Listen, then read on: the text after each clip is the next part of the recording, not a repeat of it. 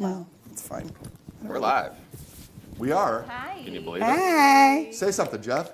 Today is Friday, November 15th. We are currently sitting at 11:06. By Ken's standards, that is a minute late. And today with us, we have Lady Hatchet and Jade from the Rude Girl Revue. Everybody give a warm round of applause. And of course, we have Ken Haas. Take it away, Ken. Hi, everyone.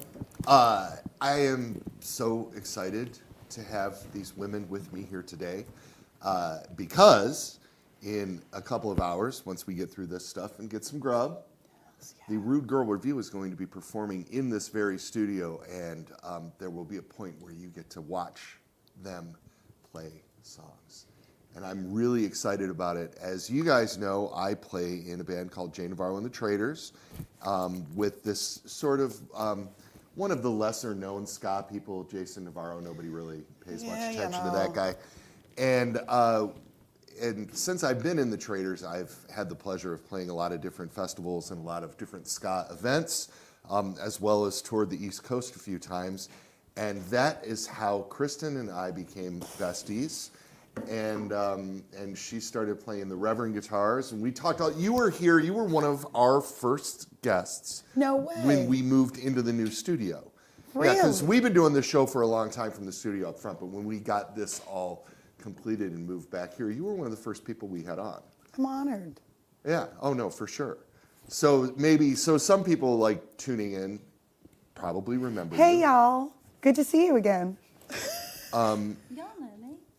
And Kristen plays for the Scotch Bonnets, and Jade also. Jade, you have so many projects, and obviously I didn't meet you until you joined the Rude Girl Revue, and we met at Supernova a couple years ago. Thanks to Kristen. Oh. But tell everybody about your bands, and then we're going to work into how this Rude Girl Revue thing happened. Oh man. To keep it short, I started in the reggae scene back at home. I live And in home is? Home is Harpers Ferry, West Virginia. Lots of Civil War history, rich history. But I started playing in reggae bands because I was brought up in church, and I would play keys and basically whatever they told me to play. And so reggae band needed a sub. So I started playing reggae, just fell into it. And anyway, in that small circle, I met Kristen, and she needed a bass player. And her bass player was retiring, and I was ready. I was an admirer for a long time, knew the songs, because I would listen to them, and so, yeah. When did you start playing? How old were you when you started playing to begin with? And did you start with bass? No, I started with flute in third grade, and then my dad, he was classically trained in piano, so he taught me piano, and then he needed a bass player. He was a music minister at the church I grew up at, and so he's like, we need a bass player. Can you do that? And so around 16, 17, I started playing bass. He just gave me like Johnny Cash, Loretta Lynn, all that, outlaw, easy, boom, boom, boom, boom, boom, boom. And so I just started making connections. And So, and you were in the Scotch Bonnets before the Rude Girl thing came along? Yes. Yeah, for a while. At Yes. least for a little bit. I just want to say that when we needed a bass player, like I think players understand, especially working musicians understand that like when the train is going, it doesn't stop to like let someone off and pick someone on. Somebody literally has to run and jump on that train. Yes. And we were doing, like back in Baltimore for the monies, we do the 2-3 hour gigs. So there's a lot of material. Yes. And when it became apparent we needed another bass player, and Jade had expressed interest, I wrote her and I was like, listen, like, can you learn here's a Dropbox, learn this material. And like maybe a month later, she's like, I'm ready. And I'm like, all right, be ready, because it's coming. Yeah. And she just jumped right on, and it was like kismet. And I learned keys in her band before bass because That's right. first she needed somebody to sub. So She's I was amazing. like, all right, let's do this. She's amazing. So it was easier to learn the bass because of that like connection. You knew the They're so material a catchy. little bit. They're so catchy. I mean, Yeah. I love it. So you are here with the Rude Girl Revue, both of Yes. you, which is amazing. Yes. So I first saw you at your, what I believe was your first gig. Was that Supernova in 2021? That's correct. And when it was at the brewery thing on that side of the island, right? It was in the old little spot over there. And we were all like, wait, you're doing what? With who? Because you guys are, I'm not going to tell. How did this start? And tell us how it started and who is in it. Okay, I guess I'll give you the nutshell version. It was the pandemic. A lot of crazy things happened for people during the pandemic. But that's when it got started. But the idea happened the year before at Supernova. And we, for the life of us, can't remember who it was that said, you know, if Lady Hatchet and saxophone goddess Jenny Whiskey were to start an all-girl band, it would kick everyone's ass. It would be so amazing. And that's when Jenny and I were like, yeah, we should do this. And we got as far to be like, well, Jade can play bass, and you know, this person can play this, and this person can play that. Who's going to play drums? And then maybe a month after that initial conversation, we learned about Catherine Stock, who at the time was playing in the Pandemics in New York. And I was like, Jenny, do you know the Pandemics? Do you know this woman? She's like, I don't know him, but I know Chris, the band leader. Let me reach out. And that was where it died. So the Pandemics are a ska band, by the way. Pandemics. She was playing for the Pandemics during the pandemic. I just don't want. I'm trying to eliminate any confusion from the non-ska initiated. Thank you. No Thank problem. you. Go ahead. So then, let's get back to the actual pandemic with diseases and death. We're all kind of doing our own things, and our girl Tara. And you'll have to forgive me because also during perimenopause, your brain chemistry changes and names are gone for me and I feel like an asshole. But our girl Tara started a podcast to elevate women in the scene. And she did a rapid fire question and answer at the end. And one of them was, who would you like to work with? And when Jenny was on it, she had said, oh, I want to work with Lady Hatchet. I think, we thought about starting an all-girl band. And Tara, she is so tenacious that she also had Tim Receiver from the founder and producer of Supernova. Thank you, Tim, for all you do. Yeah, thanks, Tim. Truly. On her show, and she was ready to prompt him, but without prompting, he said, if Kristen and Jenny put together the all-girl band, I will make space at Supernova. So then she had him on tape, being like, this could happen. And then it was January of 2021, and snaps to an unsung hero of the ska scene, Annie Clemens, in the DC area of Chapman's confectionery. She makes all these amazing, just like artisanal desserts. Like if you ever had any of the desserts at Supernova, that was all Annie. And so she was having a Zoom baking hang. Because remember we used to hang on Zoom? Remember how funny that was? Lots of Zoom parties. And a bunch of ladies were making lemon bars and getting drunk. And I was by myself, quarantining by myself, very lonely. And I drank the last of a box of wine and was feeling really nice. And then Tara was like, Kristen, what would it take to get this band together? And I'm like, well, I can't do it by myself. And we need to find a drummer, and we need to. And she's like, okay, taking notes. And I was like, man, she's serious about it. But also on that Zoom call, our girl Lindsay Goodwin McCarthy, singer for the Skluts and 13 Towers, was like, Kristen, I have choir experience. I would love to be a part of this. And that's when it the idea synthesized in my brain that I'm like, maybe one person doesn't have to do everything. Perhaps it could be like a crew. And I can help to head up the rhythm section. And Jenny can help to head up the horns. Lindsay can head up the vocals, and Tara can kind of be like a general manager, do the things that need to be done. And then the idea was kind of born. I hit up Jenny, she's like, hell yeah. And Supernova made it very easy because Yeah, it did. all the women we needed for the band, with the exception of Kat, were already going to be there. So it was really easy to just reach out to everyone at the festival and get everyone involved. But then along with that, we wanted a little bit of the weight of legacy, so to speak. Like we wanted, and that's when we reached out to Dania Best from Agent 99, but also Dubistry and her project with her husband, Dania Aram. And she was like, hells yes. And that's how it was born. And we had so little time to get it started. We were like, well, let's focus for now on some covers, like very upbeat, anthemic songs in the ska reggae catalog, as well as some versions of popular feminist anthems. But we also had a couple of songs. Jade and I had written a song called Lioness that we thought worked really well for this project. And Jenny was inspired enough to finish writing her first song that she writes with her band Hub City Stompers, but she also Oh my God, so good. They're so good. So good. Yeah. Like they do everything right. Yeah. She was inspired enough to finish a song called Unruly Ways, and that was how it started. And you guys rehearsed the day before the show. We had And so you practiced this stuff and put it together over the intergoogles. Yep.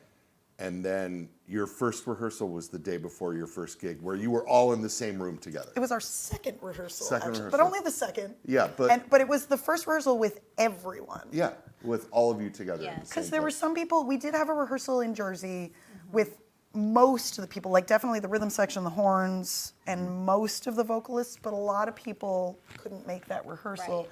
So, but I'll tell you, that first rehearsal, oh God, that was a sweaty rehearsal room. It We were all was. dying. But within 30 seconds, like just to warm up, I think we ran the 54-46 rhythm. And within 30 seconds, we felt like it was like this synergy. Yeah. Like we just, and some bands, bands, sometimes it takes a while to Yeah. get that feeling of oh, we're locked with each other. Yeah. Yeah. And we're all kind of have that non-verbal communication, but we had it. Yeah. And I think it's because this is truly an all-star band. This is not oh, we're just picking up our friends. All of us are working musicians. We've been doing this for 10, 15, 25 years. And so we all have that weight of experience, and it just came together so easily. So talk about the lineup. You wanna- Who's doing what in the band? Let's talk about the instrumentation for those who haven't seen you yet. Obviously guitar and bass. And Cat on drums. Allie on Our keyboards. girl Allie Presses on the keys. Yeah. Talk about rhythm section. Talk about pros, by the way, too. Allie's ridiculous. Oh yeah. Yeah. Allie, Kat, Kristen, and me hold down the rhythm section. And we also have Pam now. And she holds down the keys. Or the bass. Yeah, you got me on bass. And then what's the horn lineup? Oh wait, I'm thinking of the wrong person. I told you my brain. Jenny Whiskey on sax. Tiffany Defoe, who also played in the Bonnets, also on tenor, and Emily Joseph. on trombone from the Skluts. So that's our core horns, but we always you'll see us with You pick guests up all horns? the time. Yeah.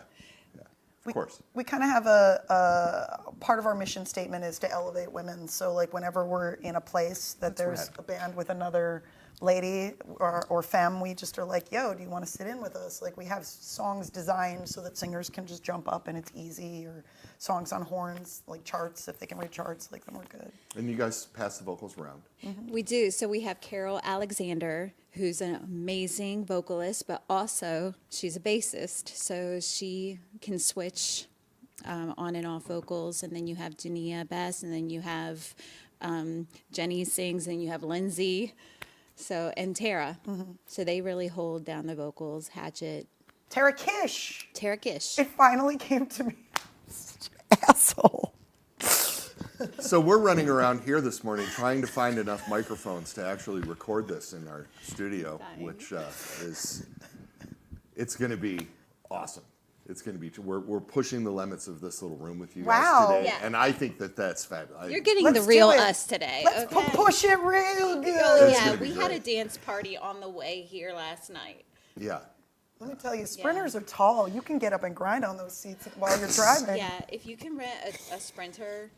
or Who a drives the sprinter sprinter? Like Lindsay. Lindsay did on the Lindsay- way out, but like the rest of us Wow. are gonna. We were just raising the roof higher Yeah. in that thing. You could stand.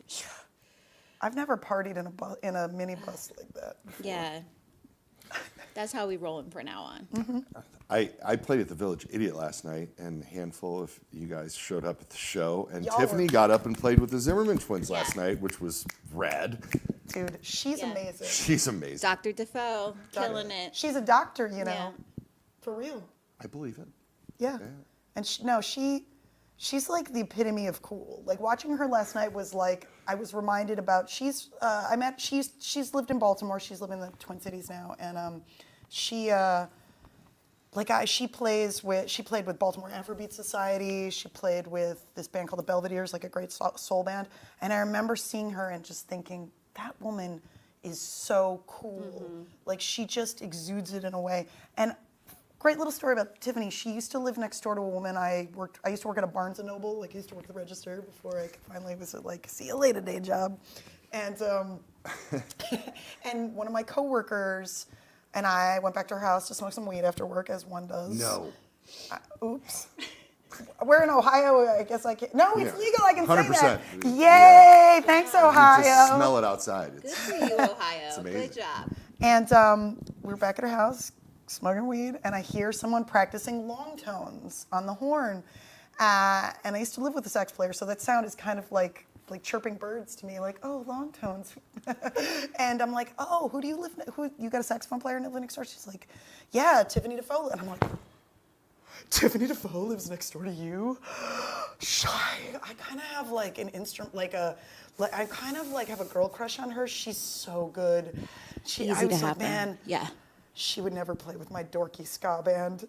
And my friend's like, you should ask her sometime. I'm like, I couldn't. She's just too cool. And then what do you know, when we were touring with Roddy Radiation, we needed a sax player, and our bass player, who also then bass player who used to play in the Afrobeat Society, was like, how about Tiffany Defoe? And I'm like, do you think she would do it? And he's like, I'll ask her. And I was like, do you think she can roll dirty with us? Like, do you think she can like double up in bed, sleep on the floors, you know? And he's like, you'd be surprised. And I was so surprised. Interesting little postscript. When we were doing that tour, we did the next tour opening for the Toasters, and Bucket loved her so much that by the third show, she was up playing, and his touring sax player on that tour was not even as good as she was. So then she continued on the rest of the Toasters tour for like a week. That's how good Tiffany is. Yeah, she that good. yeah. The Bucket is ultimately how I know all of you. Yeah. Wow. We started doing, well, so the founder of this company, Joe Naylor, his daughter, Lindsay, is a huge Toasters fan. No way. And the Toasters played at the NAMM show in I'm going back to maybe 2010, 9, maybe even 8. Yeah, no, it had to have been 7 or 8 actually. And they played like in the Hilton lobby or something. It was bizarre. And she was really pumped about it. And I was like, and I knew who they were, but I had never seen them play. And she dragged us all to the show, and we had a blast.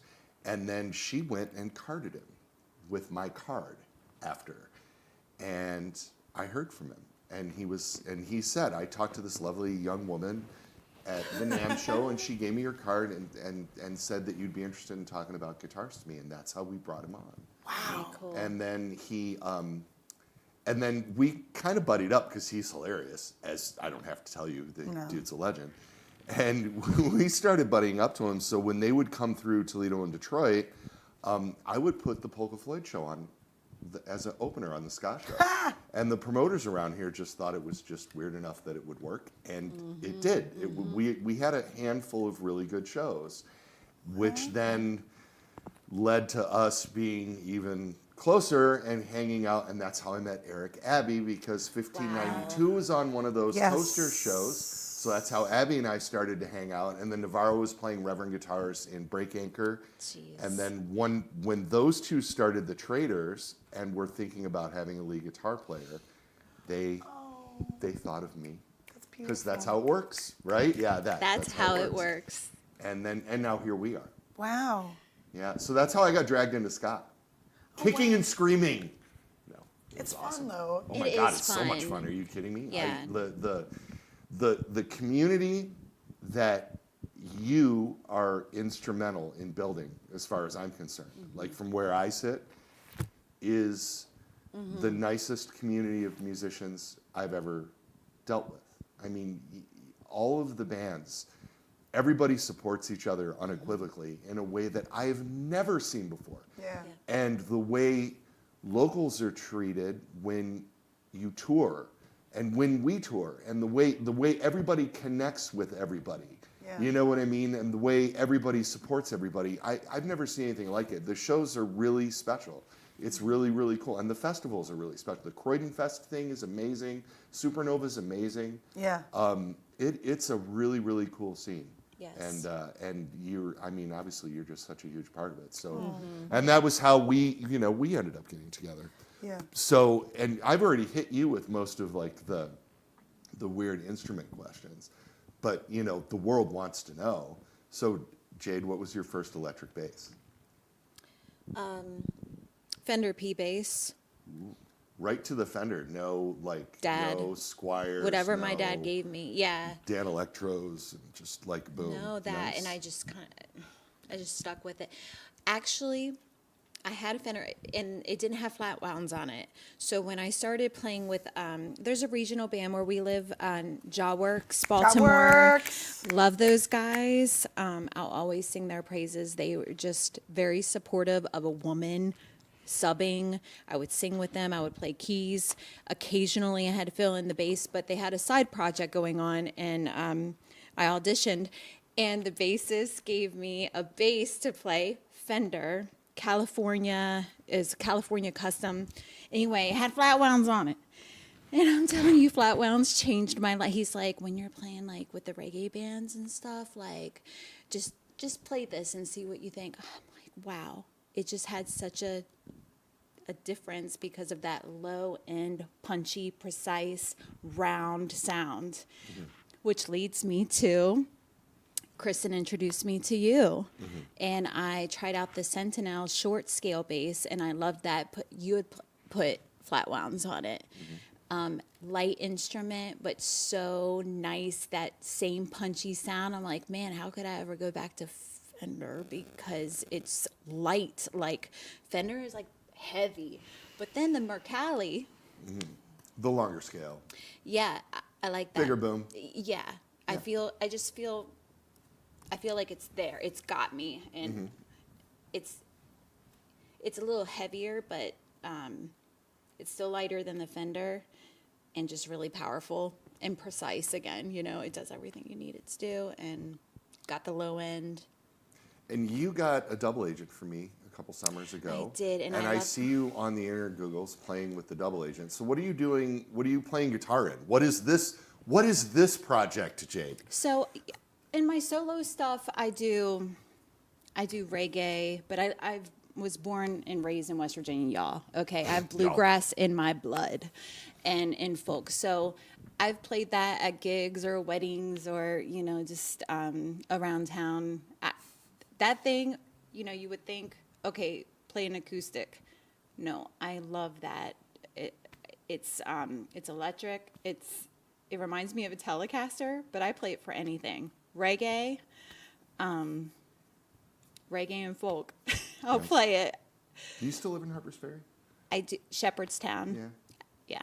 Cool. It's like right down the road. It's a cute little beautiful town. area. Yeah. My grave plot is in Harpers Ferry. Mine and my husband's, because I love Harpers Ferry. Yeah. When I went to, this is stupid. When I went to grade school, I lived in Frederick. Okay. That's right. And my dad and I used to chase trains into Hartbury. My dad's like on a now. big train guy. What? And he got me like into the train thing, of course. But he had a Honda motorcycle. He had a little Honda, like we had a 350 and a 750 or something. And I used to hop on the back of the motorcycle with my dad, and we would go follow like train excursions where they ran like the American Freedom Train and the steam locomotives and stuff. And my dad loved the steam locomotives, and so we would chase them to all the grade crossings, and my dad would take pictures of the train go by, and then we'd hop on the motorcycle and go to the next God, one. that's so cool. And we always ended up in Harper's Ferry. And I have Yes. memories of the trains coming across the bridges, Yes. you know, going into town That and all is- of that. And then going to grade school in Frederick, you do all the Civil War stuff when you're going, like you learn. Yeah. I'm surprised because then from there I went to like middle school in Florida, and I was back in the Detroit area for high school and stuff like that. And it's surprising in other areas of the country how little people are taught about the Civil War. When you Yes. grow up like right where it happened, Yeah. there's so, you know, we went to battle, like, you know, you go to Gettysburg on your field trip, and you go to Yes. see all the Civil War stuff, and right, Fort McHenry, of course, to Yeah. Revolutionary War stuff yeah. too. But growing up in that area, it's so intense, It is. you know, and is and so then intense. yeah, it's just weird. John that- Brown, baby. John Brown Fort. Yeah. yeah, the Stuff Harper's went Ferry, down the there. Harper's Ferry stories are amazing. Yeah. And Antietam is amazing. All of that Antietam, stuff is just yes. it's so jarring. And where I live now in Shepherdstown, that was like neutral, and it was a hospital town, so it didn't matter what side you were on. People were opening their houses to bring soldiers in. Wow. So it's just a lot of rich history, and yeah, Harper's Ferry and the train. My daddy worked on the railroad. No shit. Yeah, Oh, that's he's so a cool. welder. So Oh. I love that you lived in Frederick. That's the next big town over before Yeah, going yeah. to Baltimore. Yeah. Yeah. And I want to say the next time you're in Baltimore, Yeah. you got to come by my house because I am 2 blocks from the B&O Railroad Museum. Oh, I was there maybe as a teenager. You know, I haven't been there in. Oh, Well, yeah. I'm not even going to say how long ago that was, but it was a long time. You know, like but this tw- chase like and train 20 shit in years Harper's ago Ferry, or that was in the something. 70s. Oh my That's gosh. amazing. That's so cool. Yeah. Kids don't know it. They just don't know Come anymore. to Harper's Ferry. Yeah. Hang out. We're so excited to have you here.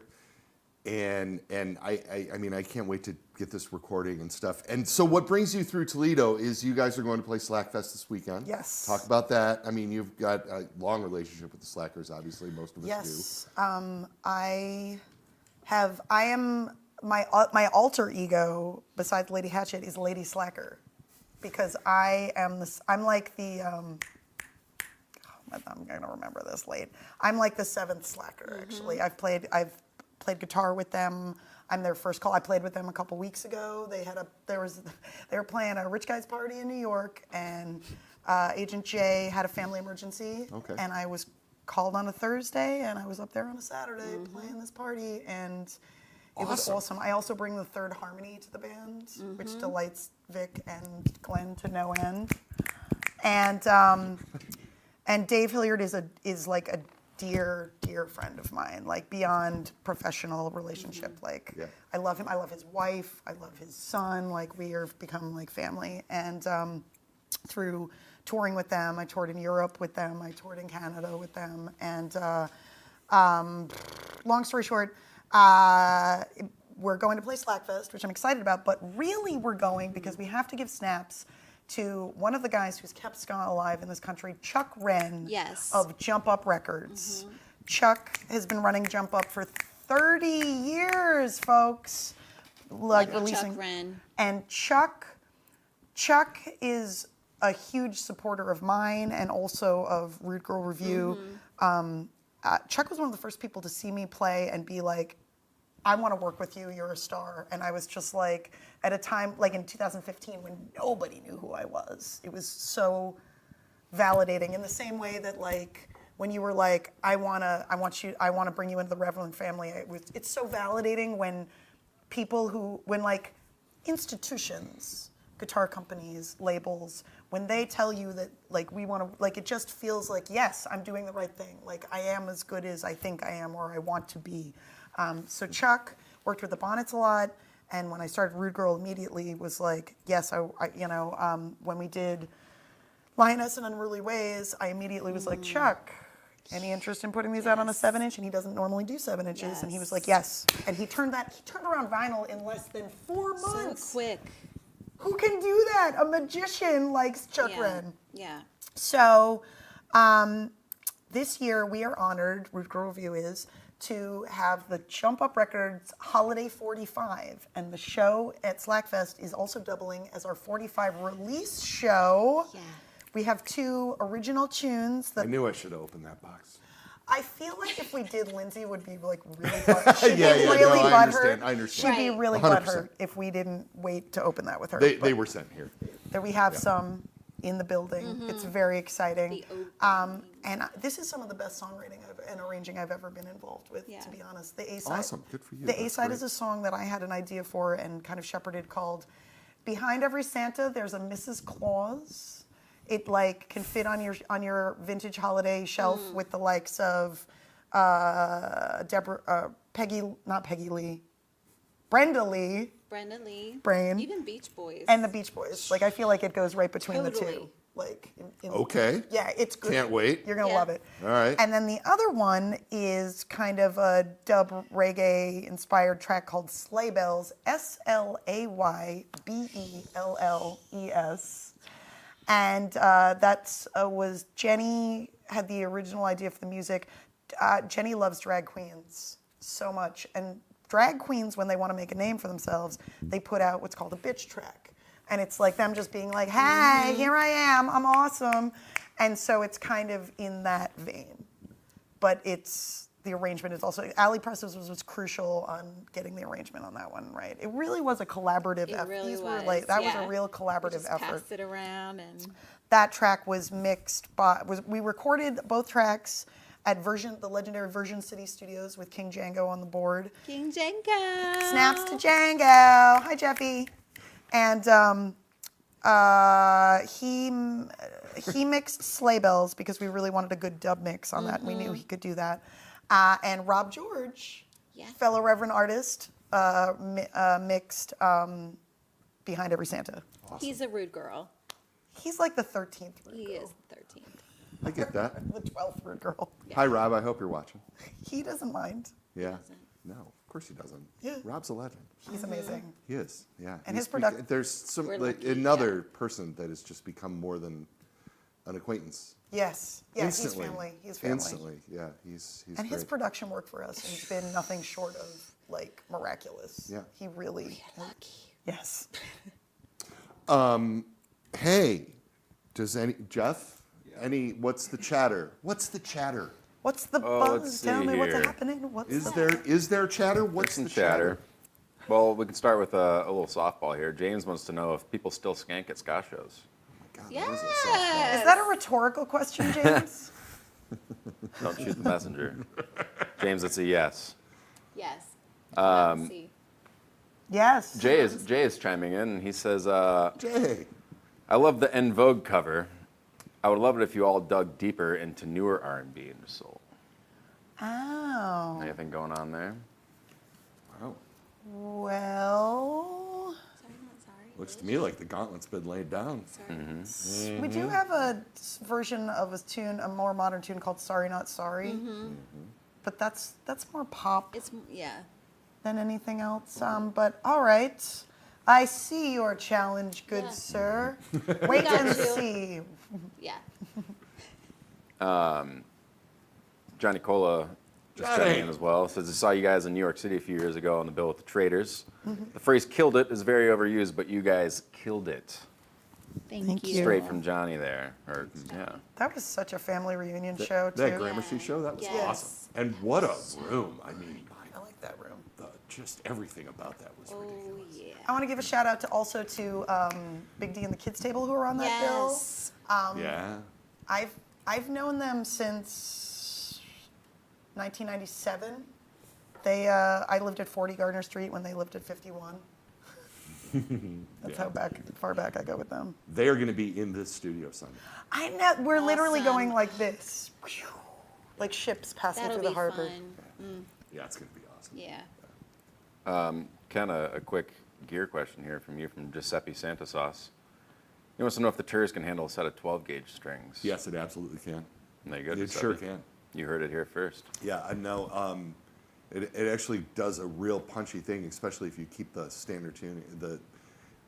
we make this guitar for Billy Corgan called the Turs, and it's actually a very old school term for a guitar that was used around the turn of the last century, and it is a shorter scale guitar that is tuned to G standard. So imagine if you put a capo on the 3rd fret of a standard guitar, Oh, okay. and that is the tuning of this Okay. instrument. Interesting. And Billy was capoing the 3rd fret a lot, and then missing that open string thing. And so we did this guitar with him, and it's turned into this, like we knew we were never going to sell thousands of them, obviously, whatever. Right. But it's turned into this really cool studio tool for people, because if you sit, and you got to sit and do the math, but if you sit and do the math and double your guitar tracks with the different chord voicings that are on the Turs, you sound like 9 guitar players are playing. It's a really cool instrument. It's really bizarre and cool. I will say that, like, so as a day job, I teach guitar lessons, and you'd be amazed how many songs, like in the standard guitar canon, have a capo on the 3rd fret. And I use capos with my young students because Yeah. it's teach them the root position chords first, build up their hand strength, then get them onto some bar chords and stuff. And so many songs are capoed on the 3rd fret. You still teaching a lot? Yeah, I probably don't have quite as many lessons as I did, just because, number one, I jettisoned all my keyboard lessons because I'm not really a piano teacher. I'm just a guitar player who moonlights as a piano teacher. And I had one student, my best student, who really understood like that the more you practice, the better you get, really enjoyed that time practicing, got to a point where I'm like, I can't teach you anymore. I don't know anymore. I'm not actually a piano player. Isn't that great? Well, Kind that's- of. I that's feel better. bad because I still Yeah, teach his cool. I still teach his sister guitar, and I see him and I feel badly because he's not. I You couldn't can refer him out. trying. Anyone in the DC area teach piano? Want an awesome student?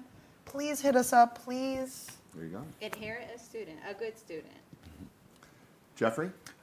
So Scott Altpeter, I believe. Oh yeah, hey Scott. He says big up on the Jaw Works crew. Oh, Baltimore Roots Reggae. Yay! He says, quick question for the ladies, since I can't make it back to Ohio for the show tonight. Will the Bandcamp album be coming out on physical media at any point? Fingers crossed. So the Bandcamp EP, I believe, is just going to remain a digital EP. All right, I'm going to make a judgment call and announce it here first. That in lieu of a physical release of the Supernova EP, Jump Up Records is going to be putting out the full Rude Girl Revue retrospective, all of our music up to this point, on a CD that I believe is going to be coming out in time for the holidays. Wow. Yes, it's kind of awesome. Like That's right around the corner. right around the corner, yeah. Nice. I'm not sure if I'm supposed to be announcing that right now, but I just did, so. Cat's out of the bag. I know Thanks, it's going to be in Scott. everybody's Bang stock. bongs. Meow. Transparency. I'm sorry, not sorry. I'm not sorry. Anything else, Jeffrey? Is it? Hey, guess what we're doing tonight? We're I rocking. mean, you guys are going to come in here and do this stuff this afternoon, and then tonight we're rocking Toledo. I'm really excited to be back at Ottawa Tavern. Yeah, Ottawa Tavern's fun. a lot The of last fun. time you played there, it was a year ago. Yeah. And if I remember correctly, it was Lady Hatchet and the Traders. It was Lady Hatchet and the Traders. Yeah. You Jay had crammed like a half a dozen of our songs. Like, real I quick. didn't really sleep the night before because we drove from Pittsburgh to get to Toledo to do this live stream. And then we drove around for another hour because we didn't have our hotel information. I'm not calling you out by name. I'm just saying. And then it was That was like, a lesson that I learned with you that hasn't been repeated. So if that makes you feel any better, then that doesn't happen anymore. That's kind of like when you, like, I live on before the pandemic, I lived on a street where between 4 and 6, you couldn't park on my side of the street because it became a commuter lane. And you only make that expensive mistake one time. Yeah. So, but yeah, really excited to. Yeah, we have, it's an early show. So Jay Navarro and the Traders are going to play at 8. And we're fired up. It's our first show in a minute. And our friend Eric is coming back. He had some health Yes. issues, and we're all really worried about him. And he is committed to getting his ass back on the stage, Yes. which is great. So we're going to play at 8 o'clock, and we might get a half hour in or something. I don't know. And then after that, the Rude Girl Revue is playing. And then after that, in a strange turn of events, the Polka Floyd show is playing. So excited to And, see. I'm so excited to see Polka Floyd show. We're going to be performing the Dark Side of the Moon, and then maybe a couple of odds and ends after, because I don't like to take the stage and not play echoes anymore. Like everybody, like we do all the real popular shit, and everybody's all singing along and stuff like that, and then we just get super fucking weird for 20 minutes and say goodnight. It's great. Love it. Yeah, Love it's it. I great. want to get weird. Yeah. And Carol is gonna sing with us. I'm so tonight. excited for that. I'm so excited. And I Oh my want to, God. and I Oh my also would God. like to get I'm so Tiffany to excited. play some saxophone with us, and Yes. Jenny if Jenny wants to too. Jenny, I mentioned it to Jenny. I don't know if I mentioned it to Tiffany, but I already twisted Tiffany's arm to play with one of my bands once this weekend. Yeah. So. I don't think She she'd nailed say it. no. So, Yeah. and all of you, everybody knows the Dark Side of the Moon, and there's so many vocal parts and so many things that you should all just be I'm dancing. in and out. It's going to be a great time. Swaying. So if Yeah. you're in sunny, I'll be beautiful, drinking. Toledo, Ohio, the Ottawa Tavern is down Adams Street, which is this way, and we'll see you there tonight at 8 o'clock. Thank you, ladies, for being on the show with me today. Thank I can't you. wait to get the band started. We have to clear out of here because they need to set up 17,000 microphones for you Yes, guys. exactly and it's going to 17,000. totally rule. So thanks, everybody, for tuning in. Rude Thank Girl you. Revue. Thank you, Love Ken. you too. Love you both. See you tonight.